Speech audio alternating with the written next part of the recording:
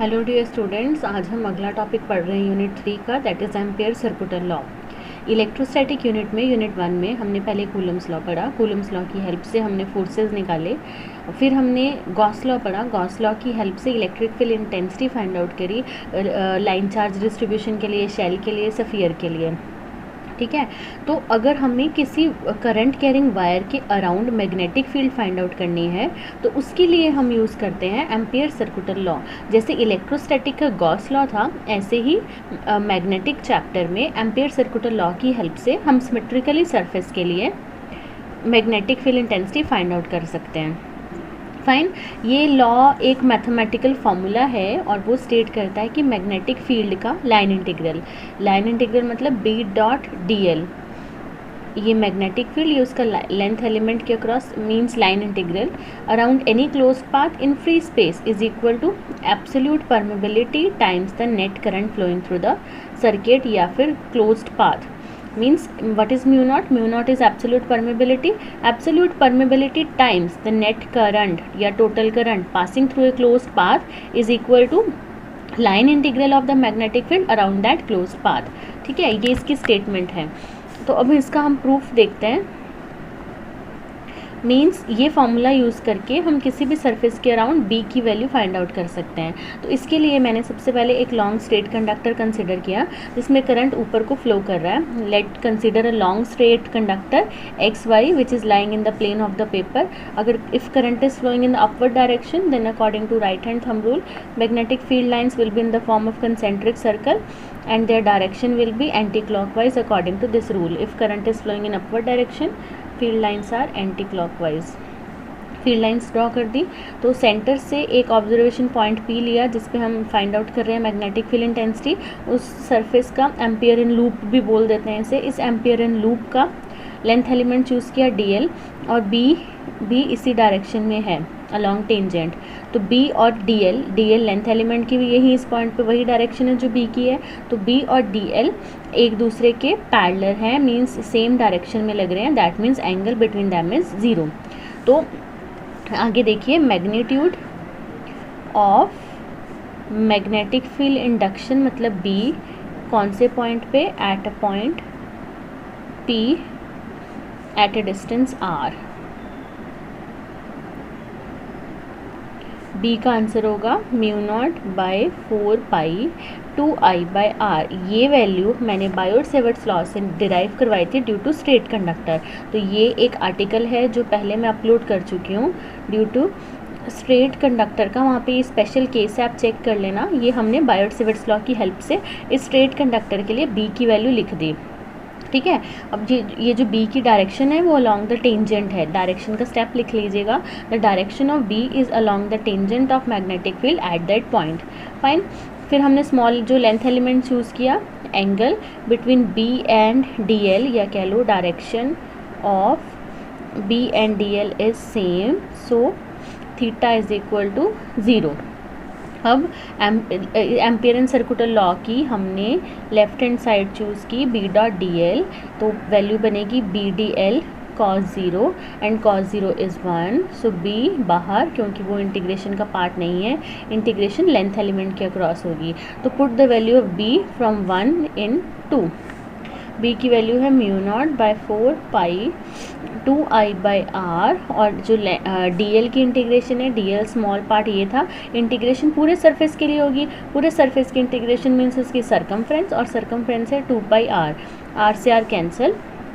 So mu naught by 4 pi I mean 2, ये सब cancel हो जाएगा, सिर्फ म्यू नॉट बचेगा और आई बचेगा।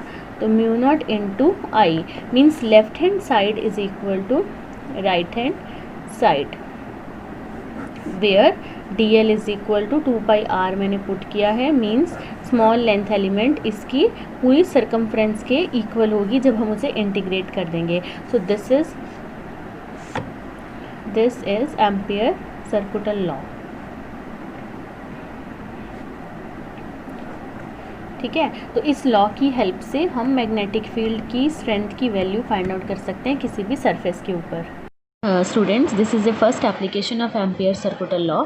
एम्पियर सर्कुलर लॉ से हम मैग्नेटिक फील्ड फाइंड आउट करते हैं सोलेनॉइड के ऊपर। सबसे पहले हम ये देखेंगे कि सोलेनॉइड क्या होती है। सोलेनॉइड एक ऐसी बॉडी है जिसमें नॉन इंसुलेटिंग या नॉन कंडक्टिंग मटेरियल पे वायर को रैप किया जाता है।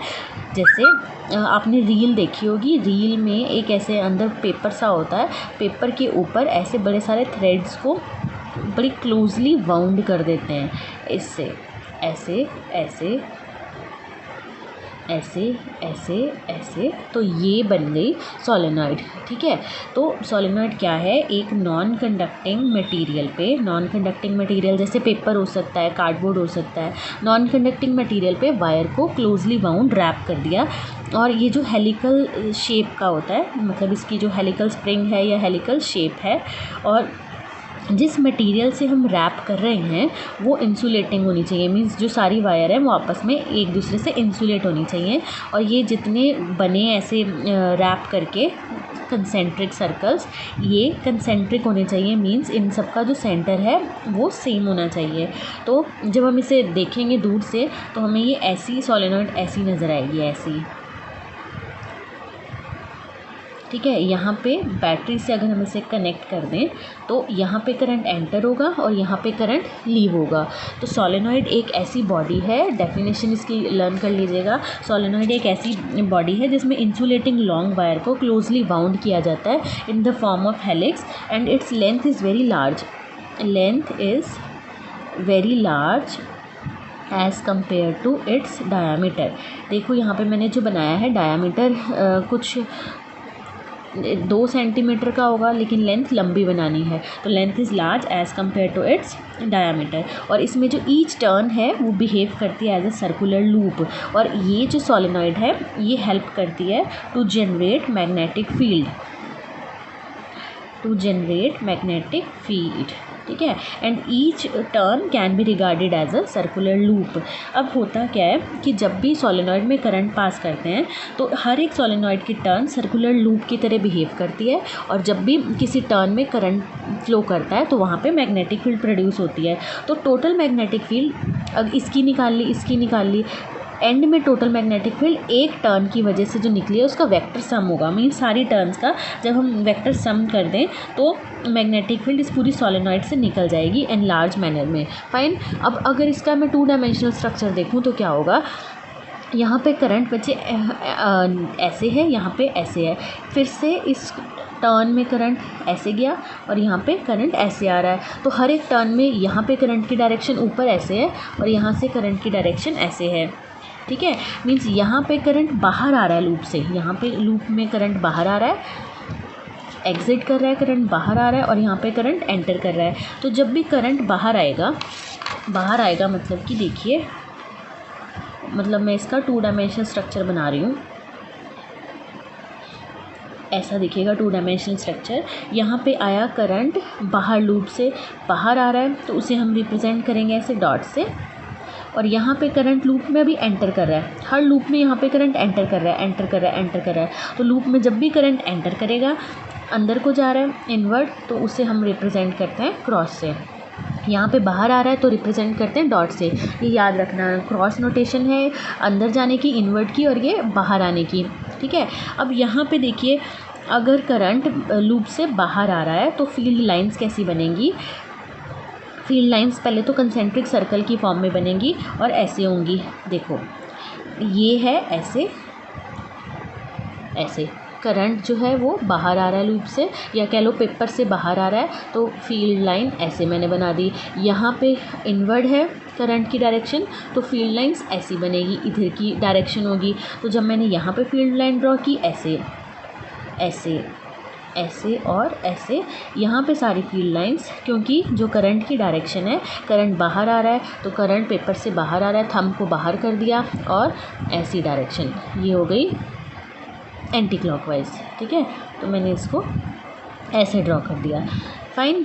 तो बच्चे होता क्या है, जो अगर ये सोलेनॉइड परफेक्टली टाइटली वाउंड है, परफेक्टली सारी टर्न्स को वाउंड किया हुआ है, तो एक कॉइल का मीन्स इसका इफ़ेक्ट मैग्नेटिक फील्ड का दूसरी कॉइल के मैग्नेटिक फील्ड के इफ़ेक्ट से कैंसिल हो जाएगा, क्योंकि जितनी कहीं फील्ड की पॉइंट पे इनवर्ड लग रही है, कहीं फील्ड मैग्नेटिक फील्ड किसी पॉइंट पे आउटवर्ड लग रही है, तो नेट इफेक्ट मैग्नेटिक फील्ड का outside the solenoid will be cancel if the solenoid is perfectly wound.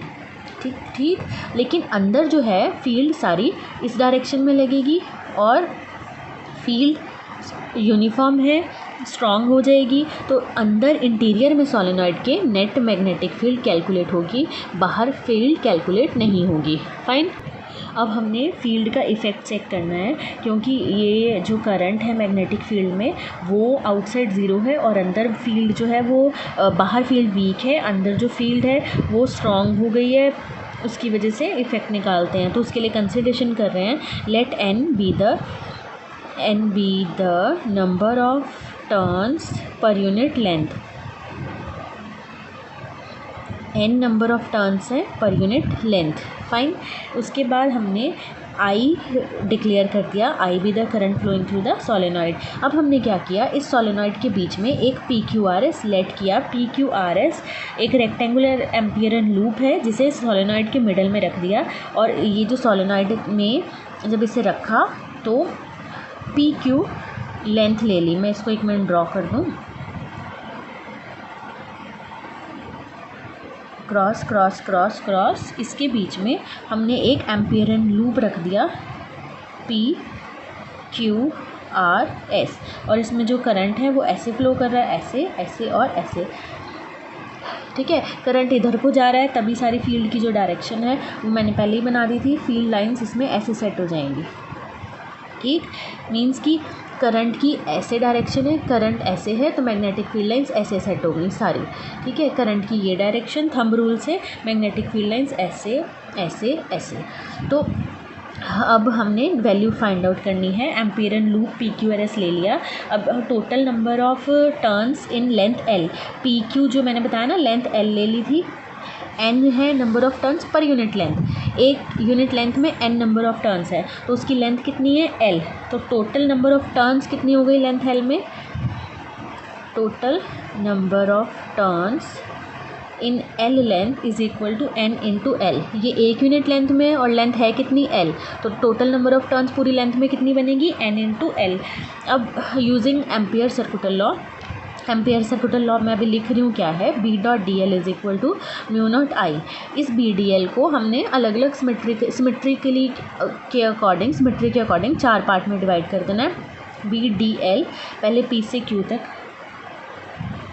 फिर B डॉट DL Q से R, फिर Q से R के बाद R से S, B dot DL plus S to P dot DL is equal to zero नहीं sorry mu naught L आएगा। तो अभी सिर्फ हमने ये वाली साइड ली है, लेफ्ट हैंड साइड को हम सॉल्व कर रहे हैं। 4 पार्ट्स में मैंने इसे लिख दिया। ठीक है, अब बच्चे P से Q में ये है L और यहाँ पे B की डायरेक्शन है। B और L के बीच में एंगल कितना है, 0, तो BDL cos 0 from P to Q। अब Q टू R, ये Q टू R है, इसकी लेंथ ये है और मैग्नेटिक फील्ड की डायरेक्शन ये है, क्योंकि theta is the angle between B and DL। Angle कितना हो गया 90 डिग्री एंड cos 90 इज़ 0, तो ये टर्म हो गई 0। S to R magnetic field outside है, ये 0 हो गई। इसका रीज़न मैंने आपको बताया है, R to S magnetic field outside है, आउटसाइड फील्ड बिल्कुल ख़त्म हो जाती है, क्योंकि सारी जो कॉइल के ये जो टर्न्स हैं नेबरिंग लूप की वजह से मैग्नेटिक फील्ड एक दूसरे को अपोज करती है। एक लूप की वजह से दूसरे लूप में मैग्नेटिक फील्ड के आंसर अपोज कर जाते हैं, क्योंकि करंट की डायरेक्शन रिवर्स हो जाती है।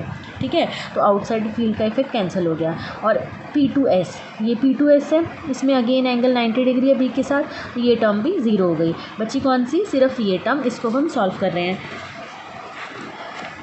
तो total magnetic field BDL PQRS की वजह से सिर्फ बची है B डॉट DL, किसकी वजह से, P से लेके Q की वजह से। ठीक है, और इसमें एंगल था 0, तो आंसर आया B टू L। ठीक है, cos 0 की वैल्यू 1 पुट करने पे। अब एम्पियर सर्कुलर लॉ लगा रहे हैं, B D L is equal to mu naught, और इधर टोटल करंट कितना फ्लो करेगा, तो म्यू नॉट टोटल करंट कितना होगा, जितनी नंबर ऑफ टर्न्स हैं, और एक टर्न में करंट फ्लो कर रहा है आई, तो नंबर ऑफ टर्न्स कितनी है, एन इंटू एल इंटू आई, और ये साइड सॉल्व करके आया है बी एल लिख दिया, एल से एल कैंसल, तो बी का आंसर आया mu naught N into I. ठीक है, this is the answer due to solenoid. If solenoid has a N number of turns, तो बी का आंसर आएगा म्यू नॉट एन आई। इस एन को लिखेंगे number of turns per unit length में ये। ठीक है, तो this is required answer of the magnetic field due to this solenoid. Fine, अब आप इसके नोट्स मेंटेन कर लीजिएगा, कंसिडरेशंस प्रॉपर लिख के, अगर ये आर्टिकल पेपर में आता है तो इसे अच्छे से अटैम्प्ट करना है। Thank you.